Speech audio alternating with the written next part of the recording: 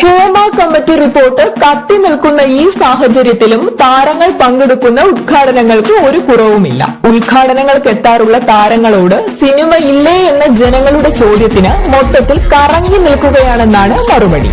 ഒരു കാലത്ത് non veg വിവാദത്തിൽ നായകനായ പഴയിടം മോഹനൻ നമ്പൂതിരിയുടെ പുതിയ റെസ്റ്റോറന്റ് ഉദ്ഘാടനത്തിന് തിരുവനന്തപുരം അട്ടക്കുളങ്ങരയിൽ എത്തിയതായിരുന്നു അനുശ്രീ.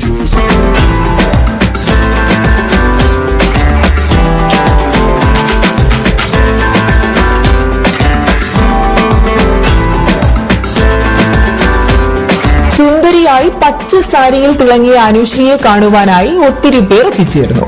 സിനിമാ നടി ശരണ്യയുടെ ഭർത്താവും അനുശ്രീക്കൊപ്പം ഉദ്ഘാടനത്തിനെത്തി.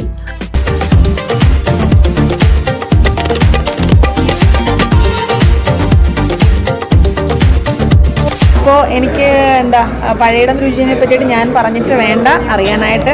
വെജിറ്റേറിയൻ ഫുഡ് ഇഷ്ടപ്പെടുന്ന എല്ലാവരും പ്രിഫർ ചെയ്യുന്നൊരു റെസ്റ്റോറൻ്റാണ്. സോ ട്രിവാൻഡ്രത്ത് അട്ടക്കുളങ്ങരയിൽ ഇന്ന് മുതൽ പഴയിടം രുചി ഓപ്പൺ ചെയ്തിരിക്കുകയാണ്. അപ്പോൾ എന്തായാലും എല്ലാവിധ ആശംസകളും. ഞങ്ങളുടെ ഒരു നല്ലൊരു സുഹൃത്താണ് പഴയിടം തിരുമേനിയും മകനും ഒക്കെ. അപ്പോൾ എന്തായാലും എല്ലാവിധ ആശംസകളും നേരുന്നു. വെജിറ്റേറിയൻ ആഹാരം ഇഷ്ടപ്പെടുന്ന മലയാളികൾക്ക് ഒരിക്കലും പഴയിടം മോഹനൻ നമ്പൂതിരിയുടെ രുചിക്കൂട്ടുകൾ മറക്കുവാൻ കഴിയില്ല.